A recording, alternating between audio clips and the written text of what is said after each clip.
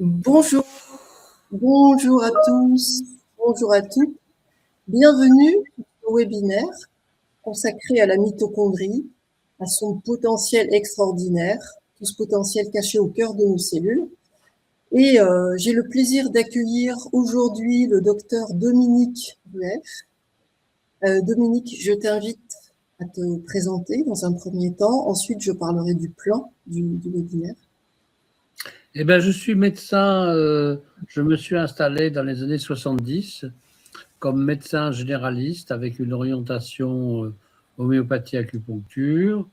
J'ai été conduit à passer un diplôme universitaire de cancérologie avec le professeur Lucien Israël, qui a été pour moi une grande figure, puisqu'il m'a appris qu'il n'y avait pas deux médecines parallèles, mais il y avait une seule bonne médecine qui prenait le meilleur de ce qu'on pouvait trouver dans chacune d'elles. Je me suis donc installé comme généraliste, homéopathe, acupuncteur, et très vite, j'ai compris, je me suis intéressé à la nutrition d'abord, compris que la santé passait par l'assiette. Comme le dit Hippocrate, l'aliment est notre premier remède, et j'étais effrayé de voir comment les gens se nourrissaient mal et les conséquences que ça pouvait avoir sur leur santé.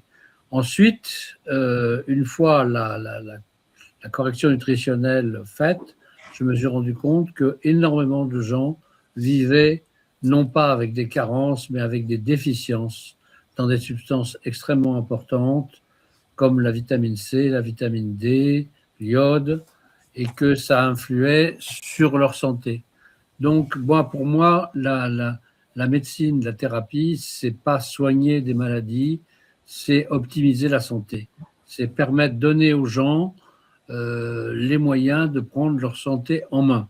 Et c'est ce que j'ai voulu écrire dans un nouveau livre que je viens de faire paraître aux éditions Pure Santé. Donc, vous aurez le lien sur le web. Une vie de médecin, mais en réalité, on pourrait l'appeler autrement, on pourrait l'appeler 50 ans de pratique médicale pour soigner autrement. Je pensais qu'il ne fallait pas donner des feuilles de maladie aux gens, mais des feuilles de santé, qu'il fallait optimiser la santé, cultiver la santé pour ne pas être malade. Et cultiver la santé, c'est plusieurs domaines.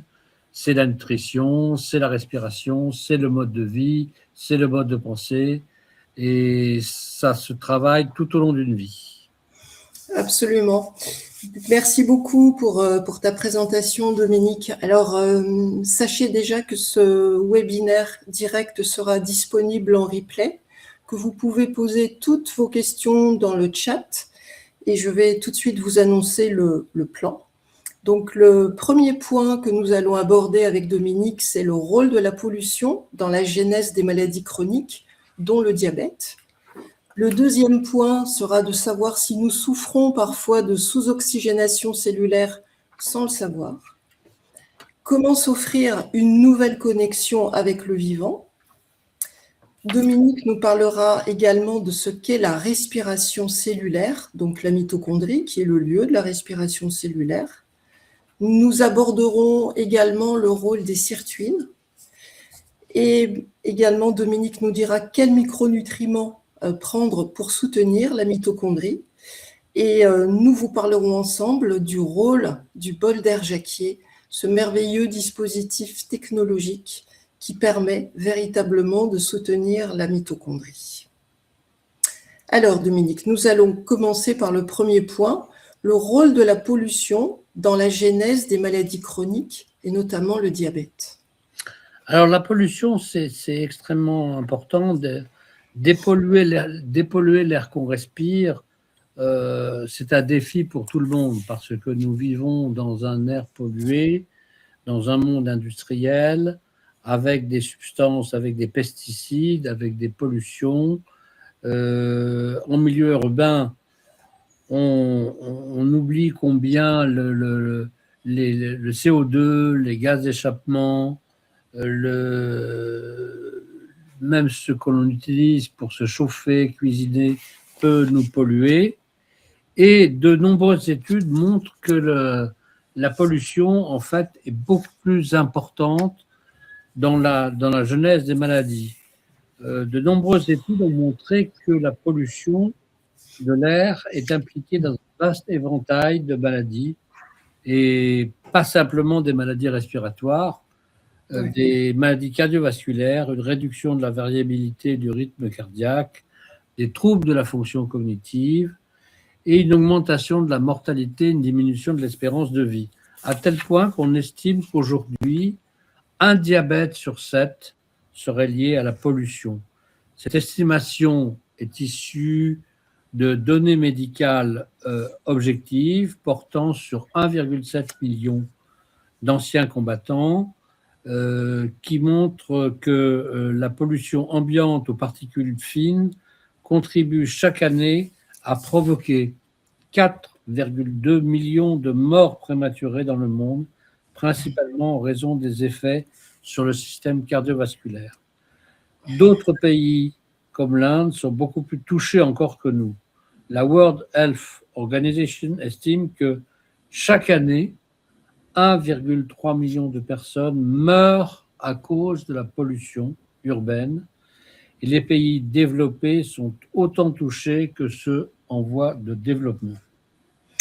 Et alors justement, Dominique, est-ce qu'il se peut que nous souffrions justement de sous-oxygénation cellulaire sans en avoir conscience? Alors, nous souffrons de ce qu'on appelle un phénomène qui s'appelle l'hypoxie. L'hypoxie, c'est une privation d'oxygène au niveau de nos cellules et en particulier au niveau de nos mitochondries, qui sont les organismes respiratoires des cellules. Chaque cellule, à part les globules rouges du sang, a sa mitochondrie, donc il y en a énormément. Ce sont des petits organismes respiratoires qui permettent de capter l'oxygène, de le transformer en énergie, c'est-à-dire en ATP, et de permettre et de prévenir les maladies dont on a parlé. Lorsque des cellules sont privées d'oxygène, elles n'exercent plus leur fonction, les organes se détériorent et la maladie s'installe. Alors on sait aujourd'hui que ça joue sur le vieillissement en général, sur les maladies dégénératives en général, sur la vision et les maladies rétiniennes, avec une réduction de la capacité pulmonaire et un durcissement, une obstruction des artères. Nous sommes donc nombreux, sans le savoir, à souffrir d'hypoxie chronique, qui à son tour va être à l'origine de nombreuses plaintes et de conséquences en cascade. À commencer simplement par la fatigue.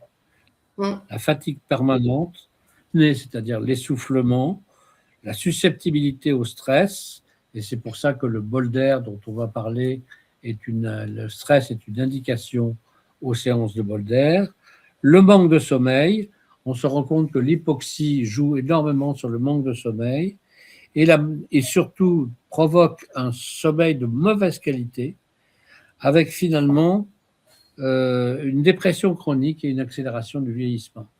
Donc, on est à la limite, on est souvent à la limite de l'hypoxie, et on explique ça, on parle aussi parfois du phénomène Warburg, qui avait démontré que l'hypoxie favorisait la genèse, le développement de la cellule cancéreuse. Et d'ailleurs, à ce titre, tu pourrais peut-être nous dire un petit mot aussi sur le rôle de la mitochondrie dans l'apoptose? Alors, la mitochondrie est extrêmement importante en tant qu'organe respiratoire, et lorsque nous remplaçons nos mitochondries, l'apoptose, c'est la mort cellulaire programmée, nous remplaçons nos mitochondries régulièrement, et nous avons des substances en dehors de la respiration et en dehors du bol d'air, nous avons des substances végétales naturelles qui permettent de stimuler la vitalité de la mitochondrie et surtout d'éliminer les cellules mortes, les cellules fatiguées.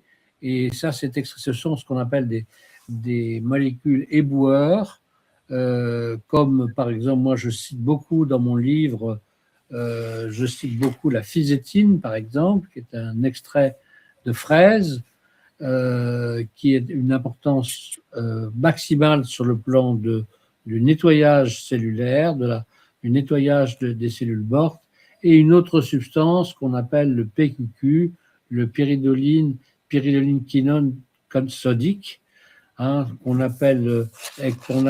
découvert il y a très peu de temps dans les comètes, et qui favorisent ces mécanismes d'autophagie qui sont extrêmement importants.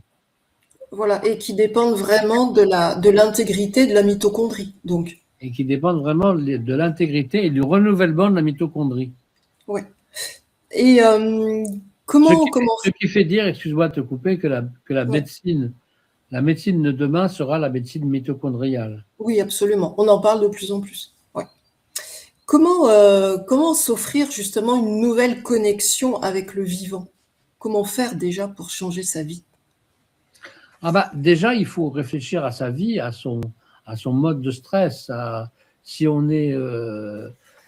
vit en milieu urbain, je pense qu'il est absolument nécessaire de se ménager des plages pour pouvoir se promener à la campagne, à la montagne. C'est d'ailleurs l'expérience, l'observation qu'avait fait en son temps René Jacquier, qui montrait que la marche en campagne, où on pouvait respirer des essences de florales, et en particulier des essences de pin, avait une extrême importance pour renouveler ces cellules et permettre au corps de fonctionner correctement.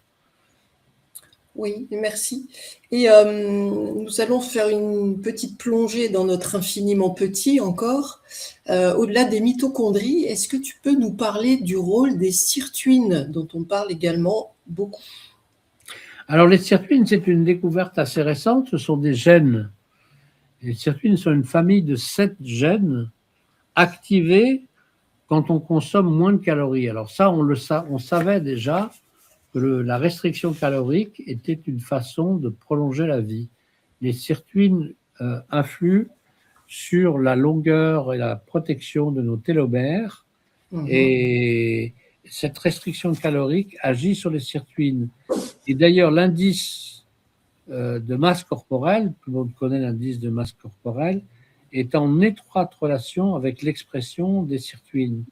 Les sirtuines auraient un effet sur la longévité et contre des maladies liées au vieillissement telles que le cancer, la neurodégénérescence et les maladies cardiovasculaires.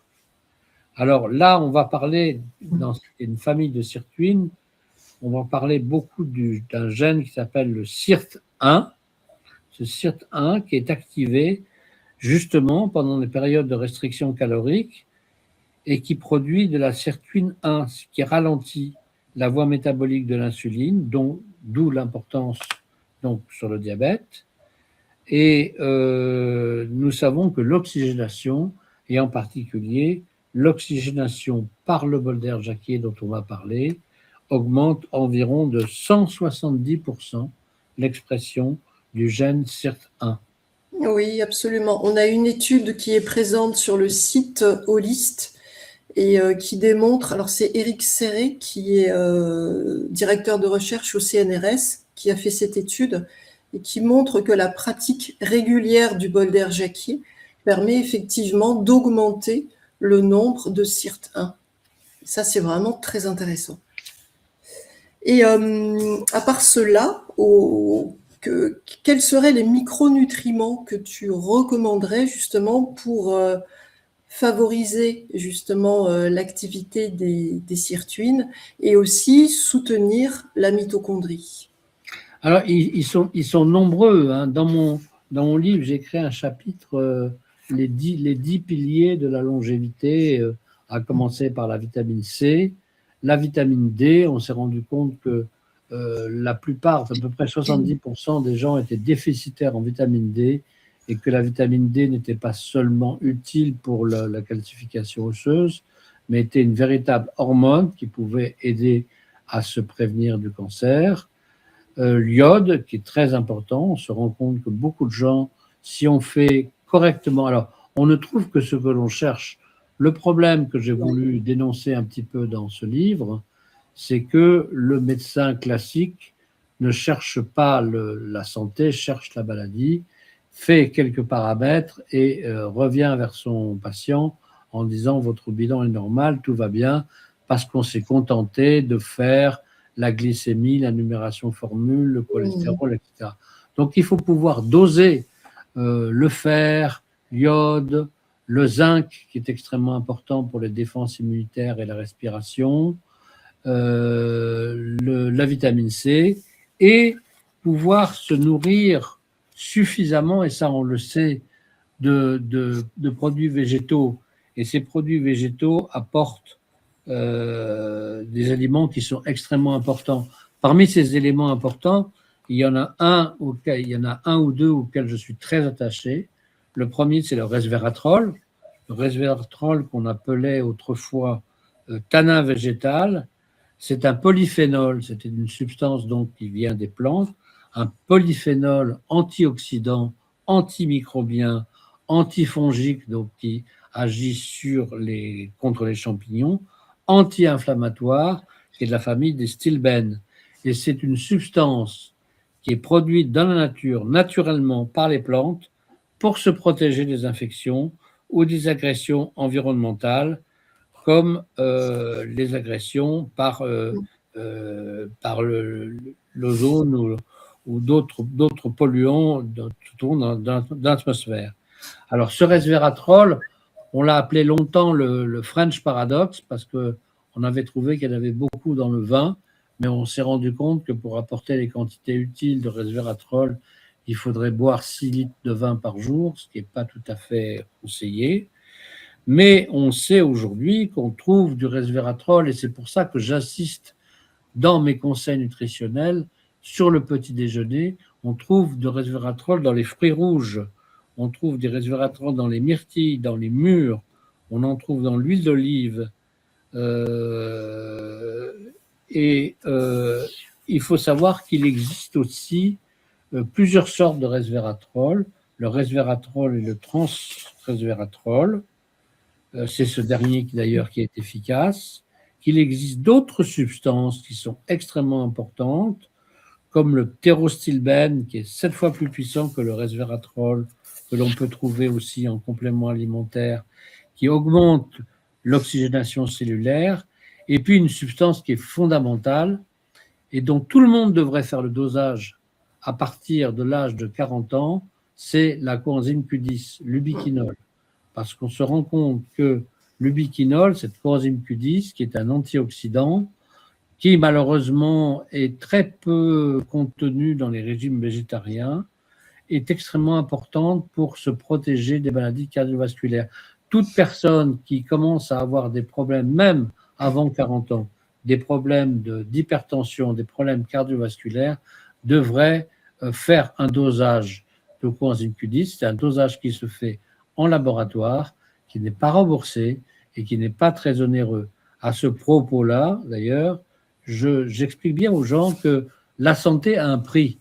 On dépense beaucoup de choses, on dépense beaucoup d'argent pour beaucoup de choses inutiles et on hésite souvent. Si on n'a pas, le médecin n'est pas fait pour, le médecin n'est pas programmé pour s'occuper de la santé. Il est programmé pour s'occuper, pardon, le médecin n'est pas fait pour s'occuper de la maladie. Il faut se programmer pour s'occuper de sa santé. Il ne faut pas hésiter à faire une fois de temps en temps, ça peut être une fois par an, un bilan, un dosage de ces substances antioxydantes, de son immunité, de son stress oxydant, et pouvoir adapter sa supplémentation, non pas la faire à l'aveugle, mais l'adapter en fonction de ses besoins spécifiques. Et que penses-tu de la phycocyanine, Dominique? Alors, la phycocyanine, c'est extrêmement important parce qu'il y a une chose dont on n'a pas parlé, c'est l'intestin et le probiotique. Il y a un livre célèbre qui s'appelle Votre intestin et le troisième cerveau. Votre intestin, ce troisième cerveau. Il faut savoir que la flore intestinale, le microbiote, est extrêmement important. Si la médecine de demain ou la santé est dépendante de notre oxygénation, de notre respiration, elle est dépendante de la qualité de notre microbiote. Et la phycocyanine fait partie de ces substances. Alors, tout le monde connaît les probiotiques. Et on sait d'ailleurs que les probiotiques d'aujourd'hui sont des essais qui ne sont pas, parce qu'ils ne sont pas encore adaptés aux besoins spécifiques de chacun. Mais on sait que des algues comme la phycocyanine, qui est en fait le principe actif de la spiruline, qu'on peut trouver facilement en extrait standardisé, a des effets énormes sur la défense antioxydante, sur la défense anti-inflammatoire antivirale. Elle est immunostimulante, à tel point d'ailleurs qu'on a administré de la phycocyanine à 270 enfants de Tchernobyl dont la moelle osseuse avait été endommagée par les radiations, et ça a permis leur rétablissement en l'espace de 6 semaines, alors même que leur corps ne peut plus produire de globules rouges et de globules blancs normaux. C'est pour ça qu'on appelle aussi cette thérapie par les algues, que ce soit la spiruline, la phycocyanine ou la clamate. On appelle ça la thérapie des cellules souches. Ça permet à l'organisme de se renouveler en cas d'agression, en cas de fracture, en cas de maladie. Alors, elle est aussi détoxifiante, donc elle est rééquilibrante sur notre microbiote. Et moi, je conseille certainement de faire des cures régulières tous les 2 ou 3 mois de quelques jours ou quelques semaines de phycocyanine, qui a aussi des effets de détoxication hépatique. Absolument. Et je pense aussi qu'il faut faire attention, et peut-être aussi comme tous les compléments alimentaires, parce qu'il y a une large offre de phycocyanine. Je voulais quand même ajouter que Holist est partenaire notamment de Lifescode, qui a l'avantage de proposer une phycocyanine lyophilisée, donc sous forme sèche, et donc il n'y a pas d'ajout de glycérol. Il faut faire très attention. Donc beaucoup de phycocyanine proposée à l'état liquide, elles se prévalent d'être pures, et pourtant il y a du glycérol. Donc vous pouvez la trouver aussi sur le site Holist. Je voulais peut-être rajouter un petit mot aussi à propos du resveratrol, et le fait que justement la pratique du bol d'air, comme je l'ai dit tout à l'heure, va augmenter le nombre de sirtuines et le resveratrol va pouvoir les activer. On propose aussi un produit de qualité chez Holist en partenariat avec le laboratoire Ivry. Et maintenant, nous allons peut-être parler justement du rôle essentiel du bol d'air Jacquier pour soutenir la fonction mitochondriale, lui permettre de garder tout son potentiel et sa fonctionnalité, justement pour participer au renouvellement cellulaire. Alors, quelle est ta pratique à toi, Dominique, du bol d'air? Comment tu... Alors, il se trouve que au début des années 80, j'étais installé dans le Var, j'ai rencontré René Jacquier à l'époque, et j'ai eu la chance de pouvoir utiliser les premiers bols d'air, qui étaient des systèmes extrêmement compliqués, avec une bouteille d'hydrogène et un chalumeau. Donc, c'était compliqué et dangereux. Et il se trouve qu'à l'époque, je soignais beaucoup de jeunes enfants qui avaient des cancers. Je soigne toujours d'ailleurs. Et j'avais remarqué que ces enfants venaient faire des cures régulières de bol d'air pour se remonter le niveau d'énergie. Donc ça, c'était extrêmement important. Et pour moi, c'était fondamental de permettre à ces enfants de s'oxygéner. Donc, si je devais donner personnellement une définition du bol d'air, je pense que tu vas la donner, tu vas rentrer dans les détails un peu plus loin, mais je dirais le bol d'air, c'est pas de l'oxygène. L'oxygénation est utile en médecine, elle a ses indications et ses contre-indications. On sait qu'il y a des gens qui meurent par trop d'oxygénation. À l'hôpital, dès que vous rentrez à l'hôpital, on vous met sous oxygène, on contrôle le débit, mais le bol d'air, c'est pas du tout de l'oxygène. Le bol d'air, je dirais, c'est un vecteur d'assimilation de l'oxygène. Absolument. Les terpènes qui sont décomposés par le processus du bol d'air dont tu vas parler, permettent à l'oxygène de mieux parvenir à la cellule. Donc, à tel point d'ailleurs qu'il semblerait que dans certains centres de réoxygénation, on n'utilise plus l'oxygène par voie concentrée dans des caissons, mais qu'on commence à s'intéresser à l'utilité du bol d'air, par exemple pour les accidents de plongée. Et c'est extrêmement important. Oui. Et je pense que il est absolument nécessaire d'avoir une pratique régulière pour pouvoir en connaître les effets. Absolument. Et donc, je vais expliquer un petit peu en quoi il consiste, parce que c'est un dispositif technologique sophistiqué qui a pour objectif, en fait, de reproduire un phénomène qui se produit naturellement en forêt de pins des Landes, sauf que ce phénomène se produit de manière ponctuelle. En fait, comme tu le disais, le bol d'air va transformer les molécules aromatiques en transporteurs d'oxygène. Il faut savoir que ça se fait dans la forêt. Sauf que pour que cela arrive dans la forêt, il faut une conjonction de plusieurs facteurs physiques, chimiques, électrostatiques. Ça veut dire que ça va arriver de temps en temps. Avec le bol d'air, on va appuyer sur le bouton et on va avoir ce résultat.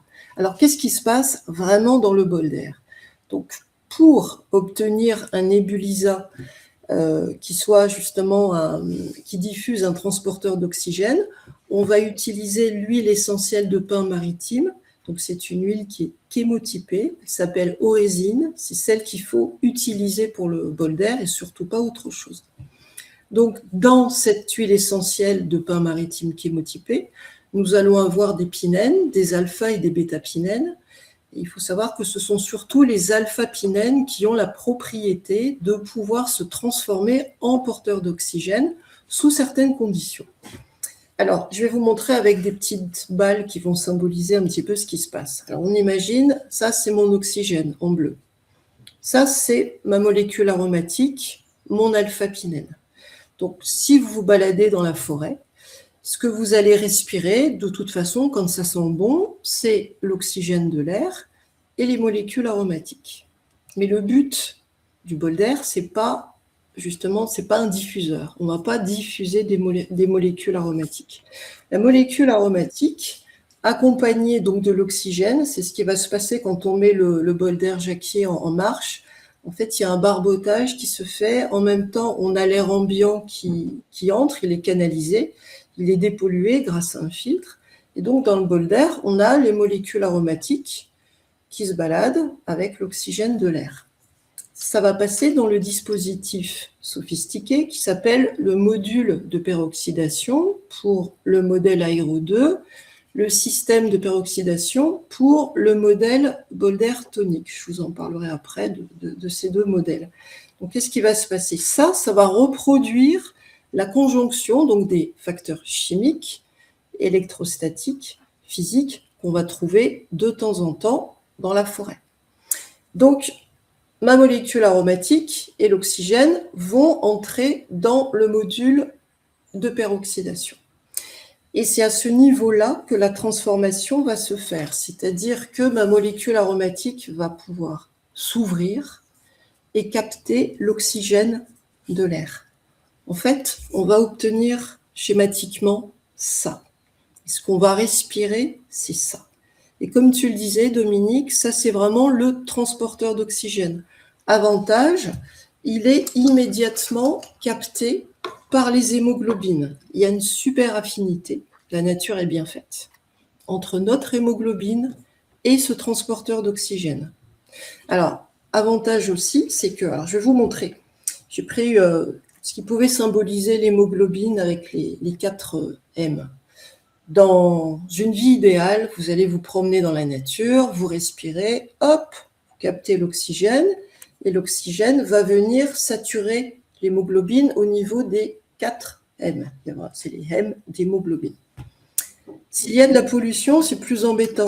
Monoxyde de carbone, il a plus d'affinité que l'oxygène, il va venir prendre la place de l'oxygène. C'est comme ça qu'on va se retrouver fatigué, avec un teint gris, parce que les mitochondries, un lieu de la respiration cellulaire, ne reçoivent pas l'oxygène dont elles ont besoin. La nature est bien faite.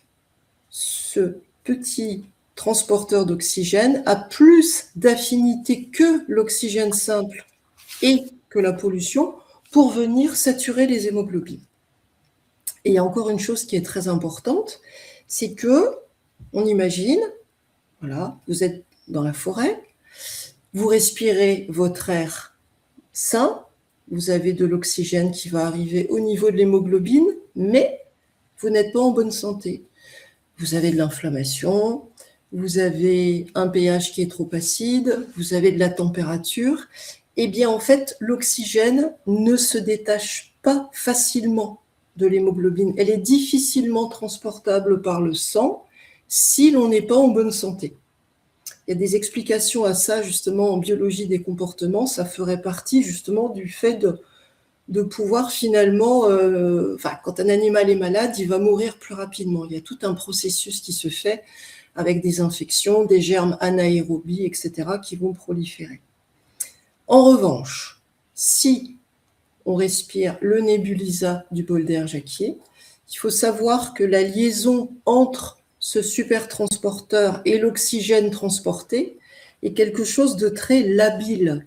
Et quelles que soient nos conditions de santé, quelles que soient les conditions de santé du sang, l'oxygène, de toute façon, se détache facilement pour aller vers les cellules et vers les tissus.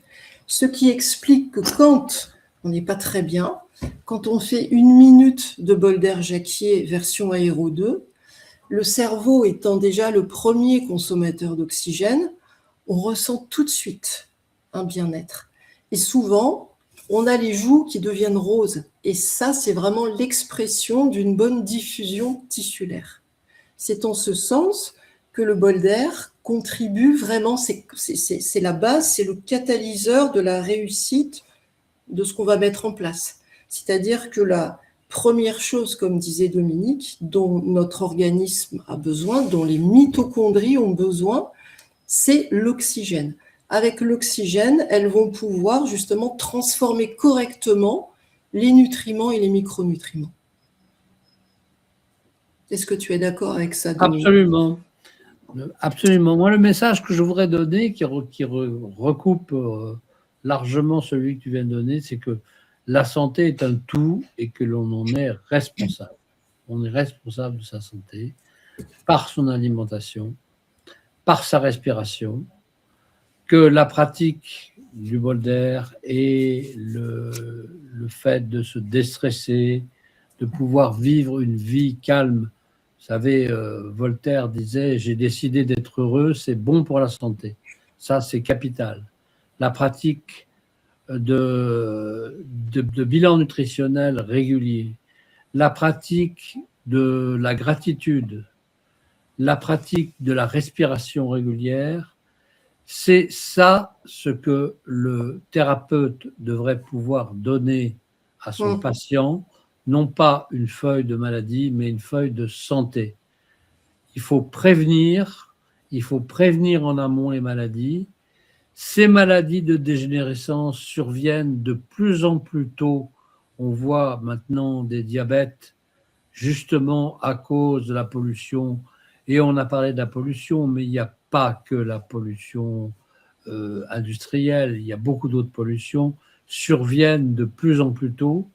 Et il faut prendre conscience de ceci, pouvoir lutter activement contre tous ces phénomènes d'agression du corps. Et là, c'est là que je me rends compte, je vois des patients qui ont été suivis pendant des années avec ce schéma de médecine totale. Et ça, c'est le message que je veux donner dans ce livre, hein. C'est-à-dire, effectivement, prenez votre santé en main, personne d'autre que vous n'est en mesure de le faire aussi bien. Et ne lésinez pas sur le coup de votre santé. Faites ce qu'il faut, sans excès, avec raison, et vous verrez que les bien-être sont infinis. Les bien-être sont immédiats, parce que quand on fait effectivement une séance de bol d'air, on se sent bien tout de suite, on dort mieux, on dit aussi qu'il y a une régulation au niveau des apnées du sommeil, Oui. On est plus en forme, on est de meilleure humeur. Et si on adjoint à tout ça une alimentation de qualité, avec des produits de qualité, et ça c'est tout à fait à l'ordre du jour, et avec des compléments alimentaires comme le resveratrol, le biquinol, la phycocyanine, de bonne qualité, eh bien on oxygène tellement bien son organisme, on coucoune tellement bien son organisme qu'on ne tombe pas malade. Et ça c'est important. Et on n'a Oui. pas besoin de médicaments pour se soigner puisqu'on ne tombe pas malade. Absolument. J'ai quelques questions, Dominique. Il y en a une justement aussi sur les qualités des différents resveratrol. Alors, je parlais tout à l'heure d'Éric Serré, donc, qui dirige le laboratoire Ivry et qui a fait cette étude qui compare le Bolder et le resveratrol, dont les conclusions sont que le Bolder augmente le nombre de sirtuines et le resveratrol les active. Il faut savoir que le laboratoire Ivry fabrique un resveratrol d'excellente qualité, c'est-à-dire qu'il est titré à 98%. Vous pouvez également le trouver sur le site Holist, sur l'onglet Nature, Holist Nature. Donc c'est un resveratrol qui est d'excellente qualité. J'ai aussi une autre question de nouveau sur la phycocyanine de Livescode. Donc la phycocyanine de Livescode est lyophilisée, elle est pure et elle ne contient pas de glycérol, ce qui est très important. J'ai aussi une autre question, Dominique. La spiruline est-elle recommandée en cas de maladie auto-immune ? De toute façon, la spiruline est recommandée dès qu'on est recommandée dans l'alimentation par cure, dès que l'on est fatigué. La maladie auto-immune se traduit souvent par une fatigue chronique. La fatigue chronique, c'est une maladie auto-immune, mais les douleurs chroniques sont des maladies auto-immunes. Et la spiruline est une substance que l'on trouve dans le commerce, qui n'est pas très onéreuse et dont on peut faire des cures et qui est parfaitement recommandée et recommandable.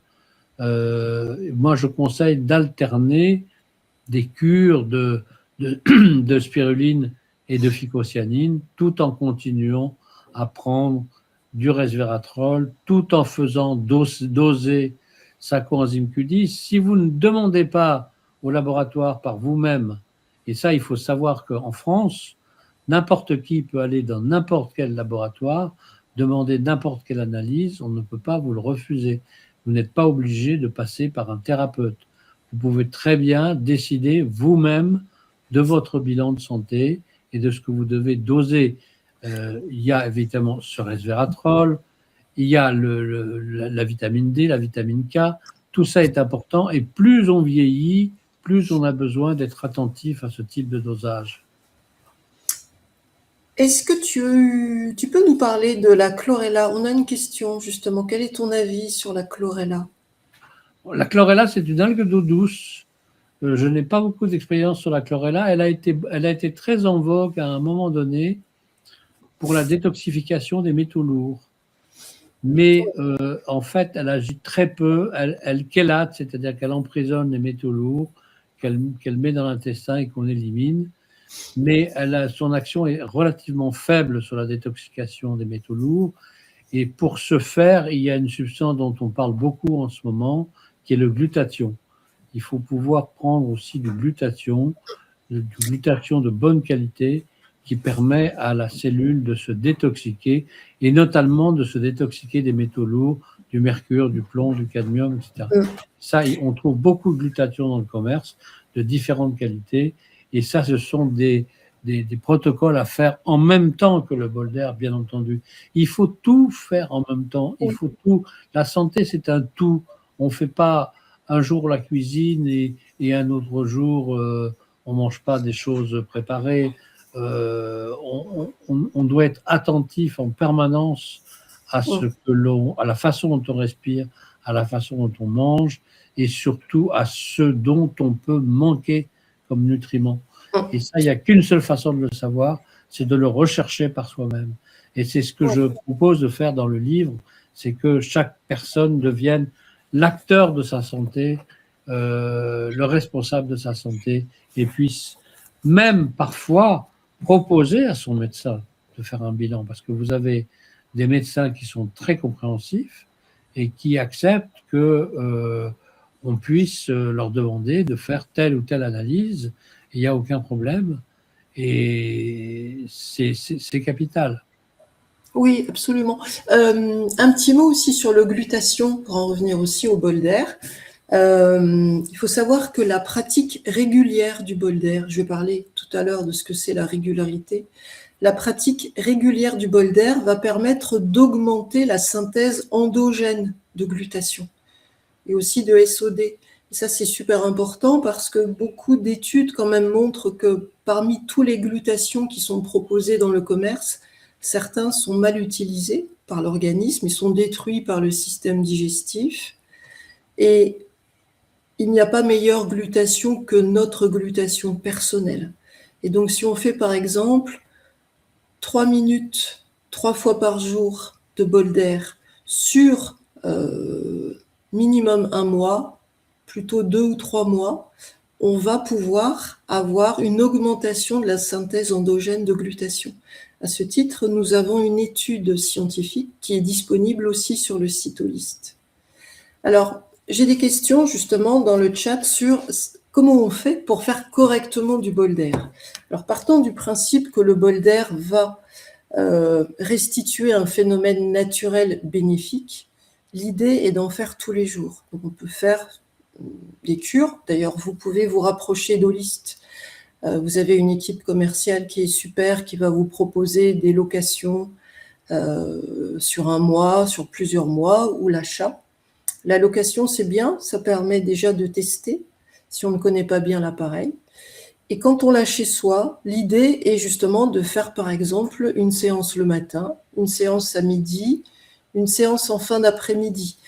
Il faut être un petit peu vigilant pour le soir. Dans un premier temps, le bol d'air stimule quand on est fatigué. Donc il arrive que si l'on pratique le soir, on n'arrive plus très bien à dormir.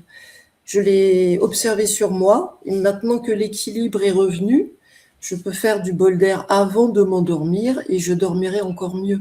Parce que justement, avec le temps, avec la pratique, tout s'est remis un petit peu en ordre dans mon organisme, à commencer par la sécrétion de cortisol, qui est beaucoup plus régulière.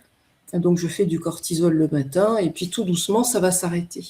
Beaucoup de gens sont en situation de stress chronique à cause d'un travail désagréable parce qu'il faut tout le temps être sur le qui-vive. Donc, on sait que beaucoup de personnes sont en stress chronique et font du cortisol toute la journée.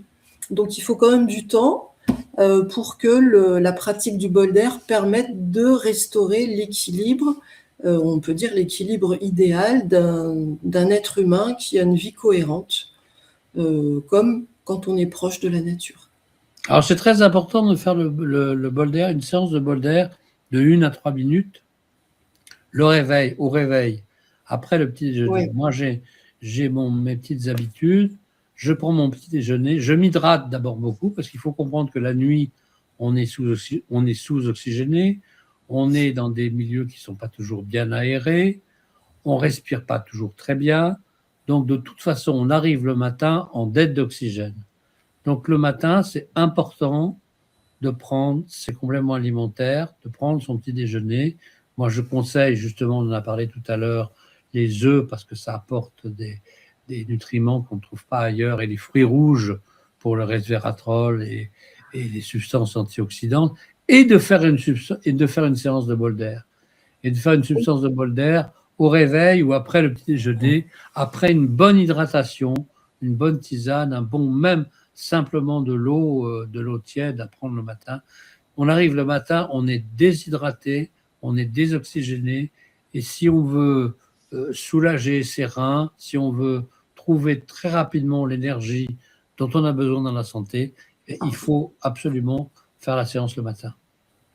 Oui, et si l'on prend justement de la phycocyanine, c'est important aussi justement d'en faire peut-être sa première boisson du matin. C'est mon cas justement. Je fais comme tu dis, un verre d'eau tiède et ensuite un verre de phycocyanine, parce que je prends ma petite gélule de phycocyanine, je l'ouvre, je prends de la 500 mg, je la laisse se dissoudre dans l'eau.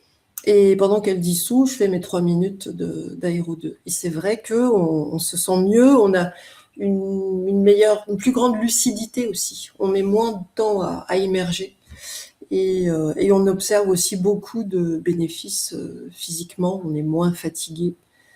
On prend moins de poids aussi. Ça, c'est un autre sujet. On entretient ses cellules, tout simplement, comme tu disais. Voilà. Est-ce qu'il y a encore d'autres questions? Je vais regarder. Voilà, oui. Est-ce que le bol d'air peut entraîner une hypertension? Moi, je sais déjà que non, mais je te laisse répondre. Non, j'ai absolument pas constaté ça. Bien au contraire, Ouais.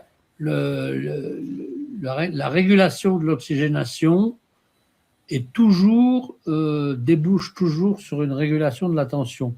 Et ça fait partie d'ailleurs des choses dont il faut prévenir les personnes, les patients, parce que ça c'est un problème que je vois quotidiennement autour de moi, les personnes d'un certain âge prennent tous pratiquement des antihypertenseurs. Et souvent, les doses sont excessives, et souvent, ces doses excessives débouchent sur de la fatigue, de la difficulté à se mouvoir, etc.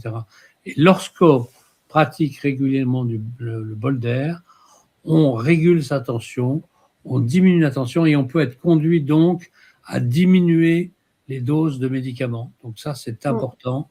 Comme je dis qu'il est important, c'est capital de prendre sa tension, il ne faut pas être obsédé, mais il faut pouvoir prendre sa tension après un repos de 10 minutes, de temps en temps, le matin et le soir, parce qu'on sait que l'hypertension, c'est le facteur majeur des maladies chroniques, des maladies cardiovasculaires, des AVC, et que réguler sa tension, c'est capital pour prévenir. Oui. Et je suis en contact avec quelques médecins justement qui utilisent le bol d'air Jacquier dans leur pratique. C'est vrai qu'ils m'ont dit qu'ils avaient observé de bons résultats en termes de régulation de la tension avec la pratique régulière du bol d'air Jacquier. Alors, on est toujours dans cette notion d'importance de la régularité. Une autre question, Dominique. Bol d'air et anticoagulant, est-ce compatible? Bol d'air et anticoagulant, il n'y a absolument aucune contre-indication. La pratique du bol d'air n'a aucune action sur la coagulation sanguine. Elle a une action simplement sur l'oxygénation sanguine.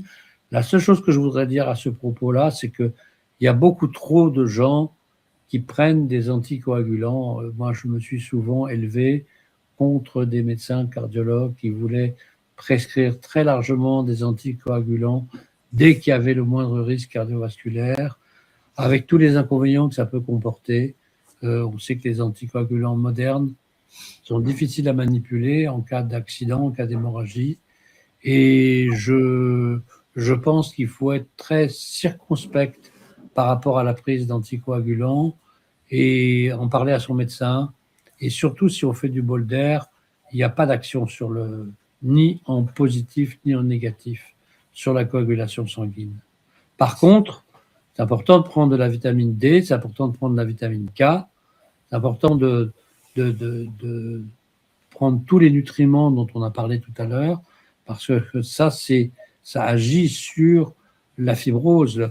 La vitamine C dont on parle souvent, ce n'est pas une vitamine anti-infection, anti-rhume.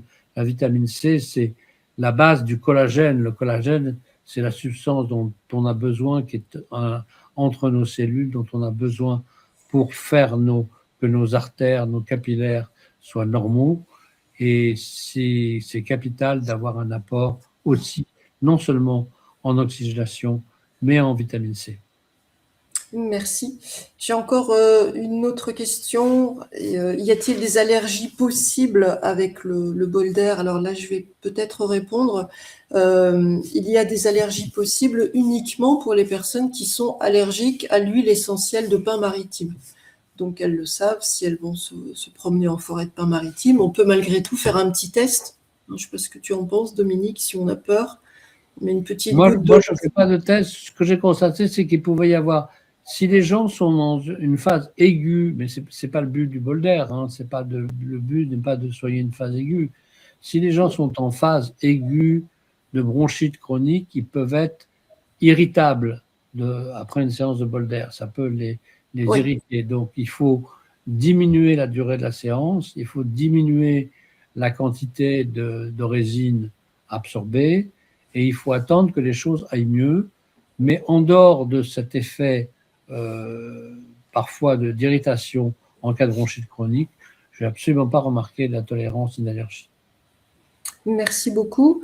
Ça rejoint un petit peu une autre question. Le bol d'air est-il bon pour l'asthme? Oui. Certainement. Ouais. Certainement. Alors, comme tu disais, on peut simplement avoir une petite hyperréactivité bronchique. Et c'est vrai qu'il faut faire un petit peu attention. Alors, avec l'aéro 2, on a l'avantage de pouvoir justement jouer sur l'intensité du Nebuliza. Donc, le mettre un petit peu moins fort ou tout simplement se tenir un petit peu plus loin. Et si on tousse, c'est un petit peu normal, mais le bol d'air est très bénéfique. C'est un petit peu le principe du sanatorium d'ailleurs. Mais là aussi, l'asthme, j'ai écrit il y a longtemps dans un livre sur la vitamine C qui a été publié aux éditions Jouvence. On trouve encore sur Amazon. Hein. J'ai écrit que la vitamine C était un préventif de l'asthme, que beaucoup de gens qui avaient de l'asthme étaient déficitaires en vitamine C, qu'il fallait essayer des doses. Bon, elle est compliquée à doser, cette vitamine C, c'est pas la peine de la doser, c'est complexe, c'est coûteux, mais on mesure par soi-même le besoin et on se rend compte qu'en prenant les nutriments dont j'ai parlé, notamment la vitamine C, la vitamine D, eh bien, on améliore, on diminue la fréquence, on diminue de façon très significative la fréquence de l'asthme. Merci. On me demande quelle est la différence entre le bol d'air tonique et l'autre. L'autre, c'est donc l'aéro 2. Donc, le bol d'air tonique, c'est le modèle, on va dire, plus familial.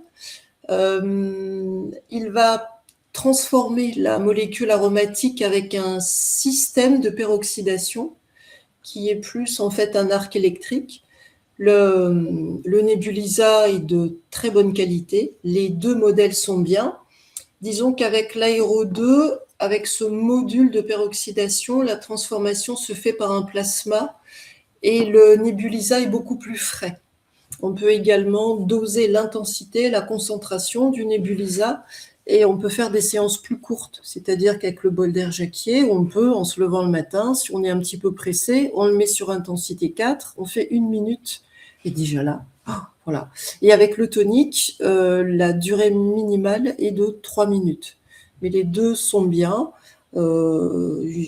Disons qu'ils vont s'adapter au budget de chacun. Pour ma part, et je pense que toi aussi, j'ai une préférence pour l'aéro 2 parce qu'il est vraiment plus pratique et il y a cette fraîcheur. On a vraiment l'impression d'être dehors quand on pratique. Et c'est important de s'hydrater quand on fait le bol d'air. Hein. Il faut absolument s'hydrater. Oui. J'ai une question aussi, j'ai un Swinger. Les nouveaux appareils sont-ils beaucoup plus performants? Mais comme je le disais, en fait, l'aéro 2, il est plus pratique aussi pour l'entretien. Et au risque de me répéter, on peut doser l'intensité. Enfin, il a vraiment tout, justement, d'un dispositif technologique sophistiqué. C'est vrai qu'il y a eu beaucoup de modèles, mais enfin, le Swinger, la personne qui me pose la question, s'il est bien entretenu, il fonctionne bien, mais elle peut tout à fait louer un aéro 2 et comparer et voir ce qu'elle préfère. Mais c'est vrai que René Jacquier a longtemps travaillé justement pour trouver une technologie qui soit vraiment aboutie pour recréer le plus parfaitement possible ce phénomène naturel. Voilà, je crois que nous avons répondu aux questions principales. En tout cas, merci beaucoup, Dominique. Donc, je vous rappelle. En tout cas, donner l'envie à chacun d'intervenir en amont et de prendre sa santé en main par tous les moyens que l'on peut utiliser, dont le bol d'air. Et ça, c'est capital parce que, et en dehors même du bol d'air, de simplement prendre le temps de vivre le temps de respirer, le temps de se détendre, le temps de manger lentement, de mâcher, de profiter des nutriments que l'on mange et pas simplement de se goinfrer, de faire attention à ce que l'on mange. Moi, j'ai toujours l'habitude de dire que quand je fais mes courses, je me dis, tiens, là, je vais prendre, par exemple, un peu de poisson des mers froides parce que ce sont des oméga 3. Je vais prendre un peu d'avocat, je vais prendre un peu d'agrumes, je vais prendre un peu de noix parce que tout ça est important pour la santé. On n'est pas obligé de dépenser beaucoup pour mieux manger et pour être en bonne santé. Oui. Ce qu'il faut, c'est réfléchir à ce que l'on dépense. Et ça, c'est capital. On Oui. dépense beaucoup pour acheter des objets qui sont souvent des objets pas très utiles ou des voitures qui coûtent extrêmement cher, mais on lésine à faire une fois par an un bilan qui coûte une centaine d'euros ou un peu plus pour prévenir sa santé, pour soigner sa santé. Or, sa santé, c'est important. C'est vraiment la façon dont on va pouvoir vivre, continuer à vivre d'une façon tout à fait positive. Oui, oui, tu as raison. Et pour moi, qui ai beaucoup travaillé dans le monde de la micronutrition en laboratoire et j'ai toujours fait attention à mon alimentation. J'ai toujours veillé à prendre ce que j'estimais être les meilleurs compléments alimentaires. À partir du moment où j'ai utilisé le bol d'air, j'ai vraiment remarqué que le bien-être et mon énergie étaient augmentés. Et ce qu'il y a Et dessus. c'est pour ça aussi que l'exercice physique est important. Hein. Oui. Aujourd'hui, il y a des études qui démontrent qu'il n'est pas nécessaire d'avoir un exercice physique important et violent pour bien se porter, pour prévenir le vieillissement. On considère au contraire qu'un exercice régulier, un exercice physique régulier, doux, permet justement aux muscles de maintenir son autonomie, sa tonicité, et puis surtout permet justement de maintenir son oxygénation. Et donc ça, c'est capital de pouvoir, on ne l'a pas dit, mais je pensais, ce qui était important de le dire avant de terminer, oui, très. Que c'est capital d'essayer de marcher au moins 30 minutes par jour. Il ne faut pas se fixer à savoir si on va faire 5000 pas, 6000 pas, 10 000 pas, mais marcher régulièrement, quel que soit son âge, pour pouvoir profiter justement aussi, non seulement de l'exercice musculaire, mais de l'oxygénation. Oui, et à ce titre, quand même, se poser la question, quand on sort, quelle est la qualité de l'air que je respire? Et à partir du moment où on se dit, l'endroit dans lequel je vis, l'endroit dans lequel je pratique le sport, je ne bénéficie pas d'un air idéal, sain, d'où l'intérêt de faire du bol d'air, même avant de faire du sport, pour se protéger justement de la pollution et optimiser justement la pratique sportive et cette respiration en forêt. Pour ma part, c'est ce que je fais maintenant.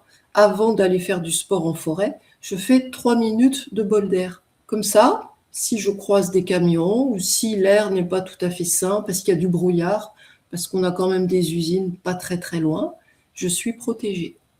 Et bien pour ça, il faut avoir la chance d'habiter près d'une forêt. Oui, aussi. Alors, on peut aussi ramener la forêt à la maison avec le bol d'air. C'est ce que fait un peu le bol d'air. Voilà, c'est exactement ça. C'est pour ça aussi qu'il est présent dans certaines entreprises, des entreprises qui se sont dit, tiens, on a quand même pas mal d'accidents de travail, on a quand même pas mal de gens qui s'arrêtent, des gens qui sont fatigués. Il y a quand même maintenant une prise de conscience. Donc, ils ont un petit endroit dédié au bien-être et ils ont des bols d'air. Et comme tout à l'heure, c'était hier, je parlais avec un avocat qui disait, ben oui, finalement, c'est presque malheureux, mais il faut qu'on ait un dispositif qui nous permette d'avoir quelques arbres dans l'entreprise. Et c'est exactement ça.